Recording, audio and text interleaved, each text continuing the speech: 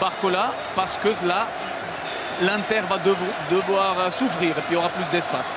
Isman Kovac, il a 40 ans, il dirige sa 3e finale européenne, il avait dirigé celle de Conference League, la première de l'histoire entre la Roma et Feyenoord, l'année dernière celle de Dublin en Europa League entre l'Atalanta et le Bayer Leverkusen, et désormais la reine des compétitions pour lui, l'Inter. C'est plus que du classique avec Pavard qui est de retour. Il n'a pas joué durant le mois de mai et Lautaro Martinez est fit. Il a le match retour contre Barcelone lors des 3 dernières rencontres pour le préserver pour ce rendez-vous. On a dit pas de joueurs désignés pour cette rencontre, et après évidemment l'hymne de cette Ligue des Champions.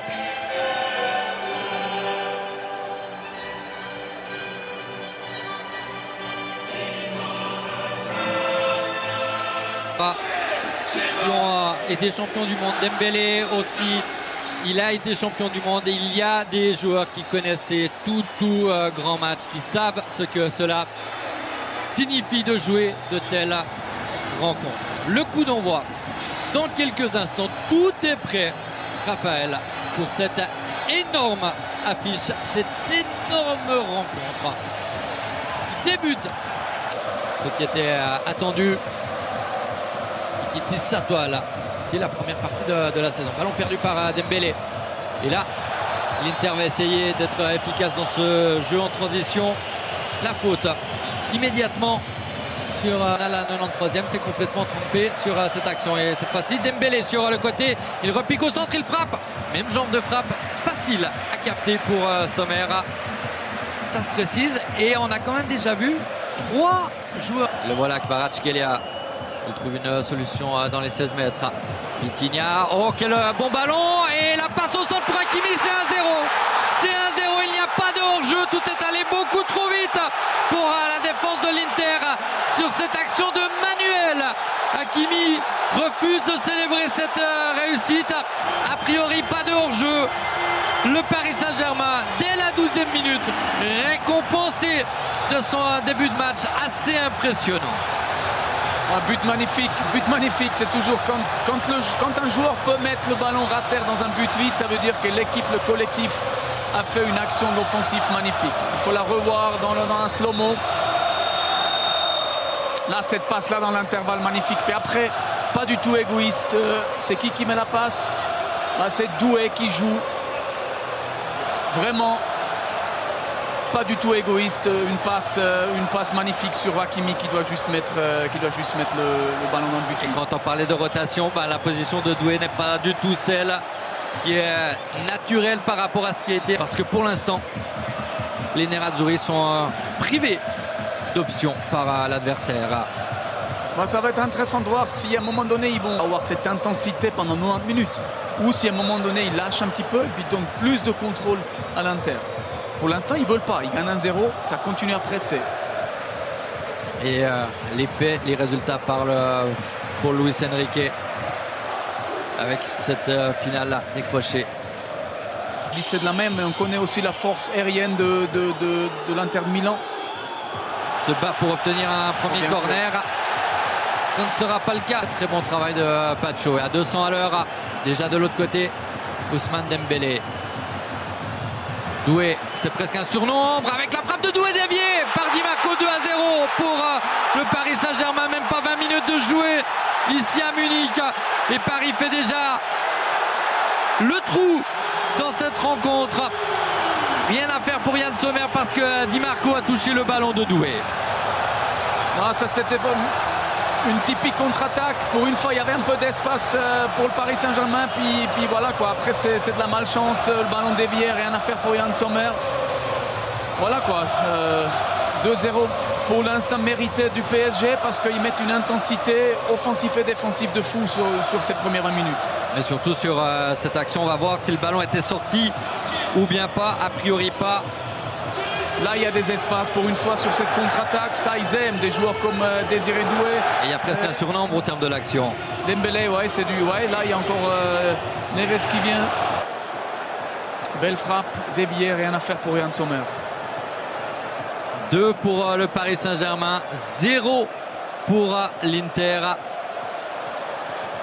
La résilience de l'Inter mise à contribution. Des occasions de but ou des actions de but par le jeu. Donc quand tu as des coups de pied arrêtés, et c'est une de leurs forces, il faut bien les tirer. Parce que 70-80% d'un corner ou coup franc, c'est le tireur, c'est le ballon. Là, ils sont des bons tireurs. Il y a un joueur particulièrement doué, c'est Çalhanoğlu. Acerbi par-dessus. Mais signe important de l'Inter qui réussit pour la première fois à frapper au but après avoir déjà encaissé 2 fois. Bien tiré, une contrainte sur les côtés. Et rendre fou l'Inter, international italien évidemment aussi. Il y a presque ça. Et là peut-être un coup à jouer pour Di Marco. C'est très bien défendu par Hakimi qui là jubile presque plus que sur son but. En plus il y avait une position irrégulière. Bon pressing d'abord, bon pressing, bonne récupération de ballon. Après, voilà qui est intéressant avec ce centre sauvé par Pacho qui là avait et un corner. Çalhanoğlu pour pourquoi pas rechercher Acerbi. Il y a d'autres solutions évidemment avec Pavard, avec Thuram. Ça va dans la direction de Thuram. Ça file juste à côté. Ça c'était la plus grosse occasion de l'Inter. Ouais, puis c'est deux fois sur corner. C'est vraiment une force de l'Inter. Mais c'est clair, dans une finale de Champions, c'est pas assez de se créer des occasions sur corner. Mais peut-être ils arrivent à revenir dans le match. Là, il court juste, peut-être essayer d'aller jusqu'à la mi-temps, puis après voir à l'intérieur avec les physios, les docteurs, s'il y a quelque chose. Doué. Il laisse à Fabien Ruiz. Hakimi. Intercepté par Mendes. Doué, il fait une différence. Doué, il va frapper. Et Sommer laisse ce ballon filer à côté de sa cage. On en est quand même à 11 frappes dans cette première mi-temps. À 2. Et ce qui est aussi un risque. Le voilà Kvaratskhelia pour peut-être une dernière action dans cette première mi-temps. Un nouveau ballon à détourner. Sommer n'avait pas bougé. Cette fois-ci, le ballon ne finit pas au fond des filets. Ça... De la part de Barella.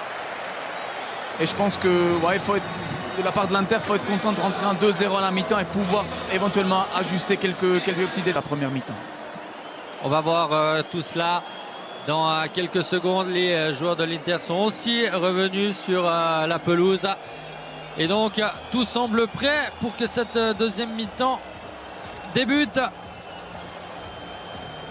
Les ultimes instructions de Simone Inzaghi. On va refermer la trappe d'où se sont échappés les joueurs pour revenir sur le terrain ici à l'Allianz Arena. Et ensuite, le coup d'envoi sera donné. C'est le cas. On est reparti. Et pour l'instant, c'est l'attitude défensive avec cette percée de Kvaratskhelia. Kvaratskhelia en force pour 4. Ouais, bien joué, super bien joué. C'est passé, on va voir le slow-mo. Voilà, c'est les... Barella, Dumfries, bien défendu par Pacho. Le contre-pressing et la faute, ça sera peut-être le premier carton. C'est un avertissement verbal et un avertissement de l'arbitre en direction de l'Équatorien pour qu'il se calme devant leurs supporters. Paris doit faire gaffe. C'est des petits détails dans un match comme ça, surtout contre une équipe comme l'Inter qui a tellement d'expérience, qui tout d'un coup ils reviennent par un coup franc, c'est 2-1. Et tout est ouvert de nouveau. Di Marco, changer très vite. Qui traîne, on réclame une faute de main. Monsieur Kovac n'a rien dit. L'action se poursuit et l'intervention de l'arbitre pour une faute de main italienne, semble-t-il. Barella a été discuté plus tôt dans la saison. Il aurait certainement été averti pour cela. Il est dans le jeu au pied parce que sous pression, Yann Sommer. Dembélé. Le ballon n'est pas revenu. Mais c'était une vraie chance de marquer pour le Paris Saint-Germain.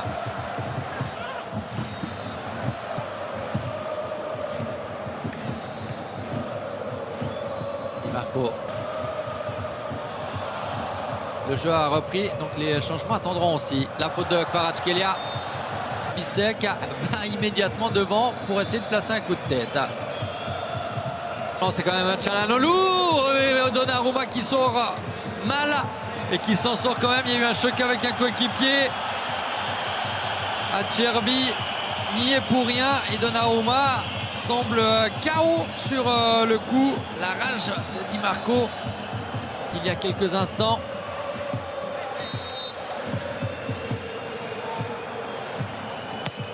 Ballon à 13 enroulé, Donnarumma y va. La tentative de Barella. C'est pour ça ils ont plus de possession et puis ils sont plus dangereux. Il y a plus de fautes, il y a des corners. Et il y a surtout beaucoup de solidarité dans la défense parisienne et il y aura un premier carton. Trop d'envie pour Zalewski qui s'est peut-être trompé en choisissant la solution individuelle. Lautaro Martinez a réclamé la balle, il ne l'a jamais reçue. Martinez pour Thuram. Thuram bien pris et Pacho il va peut-être avoir droit. Toujours pas. Ce qui a le don d'énerver. Ça sera même pour Inzaghi, à qui il est reproché d'avoir déjà été... Phase difficile. Ça peut très très vite changer dans des matchs comme ça. Avec peut-être là une occasion de frapper. Barella, même pas contré. Il y avait peut-être mieux à faire. Le tir était l'Inter à 10, puisque pour l'instant Bissek est soigné. Dembélé de l'espace à ça. Il peut y avoir gros danger encore une fois. Avec l'intervention manquée, ce centre où Hakimi ne trouve personne. Ça a même été trop vite pour ses coéquipiers, notamment Kvaratskhelia. C'était détourné, ça sera quand même un corner. Mkhitaryan sort, remplacé par Carlos Augusto. Et entré aussi Dembélé. Pour Vitinha, et ça crée le surnombre. Vitinha, le bon moment pour lancer Doué. Non, c'est pas but. C'est pas but. Ou c'est but, oui. On a cru que le ballon avait été tapé au fond, derrière le but et était revenu, mais c'est bien au fond des filets que ce ballon a été. C'est 3-0 pour le Paris Saint-Germain sur cette action éclair. Dans le petit filet, ce ballon. 3-0. De nouveau, là on voit la qualité individuelle. Je crois que c'est au milieu du terrain. C'est Dembélé qui fait ce geste et puis qui libère Joao Neves, je crois. Ou Vitinha, mais de nouveau, c'est de la qualité individuelle. Puis après, voilà, c'est une finition claire et nette. Puis je pense que là, ça va être très très difficile de revenir pour l'Inter. 3 buts à marquer en moins de 30 minutes pour les interistes. Et le doublé pour Désiré Doué. Mais la différence, elle est faite là. Ouais, tu veux dire, Dembélé, il n'arrête pas de presser, il n'arrête pas de donner des signaux. Dumfries bousculé ou pas? Ou par Neves, non. Les applaudissements du public parisien pour le double buteur Désiré Doué. Qui sort à la 66e minute de cette rencontre. Sa vitesse peut faire mal. Le centre et pas de danger encore une fois. Commence quand même gentiment mais sûrement à plus grand chose. Mis à part peut-être des mauvais gestes, à l'image de celui de Thuram qui va lui valoir un avertissement. Et parmi les solutions offensives, tout à l'heure on a oublié Taremi l'Iran. Fabien Ruiz. Nouveau centre. Dégagé. Nouvelle chance pour Barcola par-dessus. Ça pourrait être très très long les 20 minutes qu'il y a encore à jouer. Match va donner un avertissement à Acerbi pour une faute. Les Italiens sont en pleine frustration désormais. Face à Brest. 2 matchs de plus donc disputés par rapport à l'Inter. Il y a toujours quelqu'un pour récupérer ensuite. Et là, il y a des espaces. Là, il y a des espaces. Kvaratskhelia va pouvoir aller seul. Kvaratskhelia face à Yann Sommer. Et de 4 pour Paris. 4-0. Cette fois, tous les remplaçants se précipitent. Il n'y a plus de doute sur le vainqueur de la Ligue des Champions 2024-2025.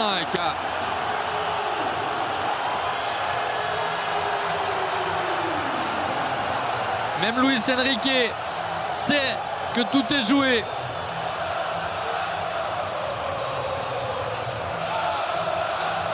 Paris 4, Inter 0.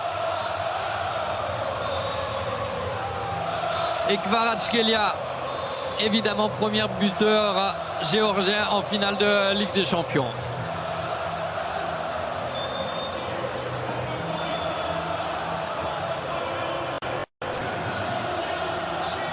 Un joli passe de Dembélé. Après, avec la vitesse, il gagne la vitesse. Même s'il n'a pas marqué, mais c'est le joueur. C'est le joueur qui dicte la mentalité pour cette équipe. Pour Martinez. Et Bacho en refait une. Encore une fois sans conséquence, si ce n'est un corner pour l'adversaire.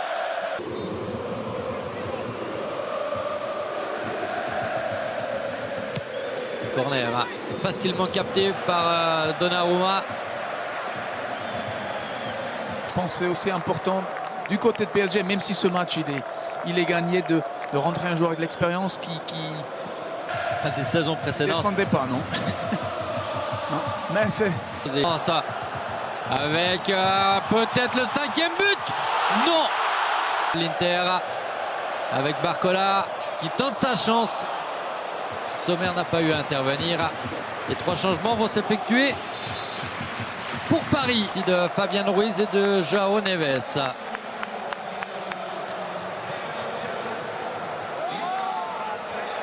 C'est l'équipe du futur. C'est une équipe qui est très jeune. On a parlé dans le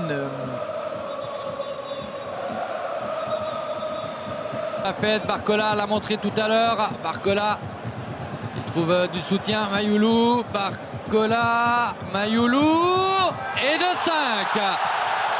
C'est tellement facile et ça fait plus de buts que lors de la finale remportée dans les années 90 par le Milan AC contre Barcelone. 4-0 ce jour-là à Athènes.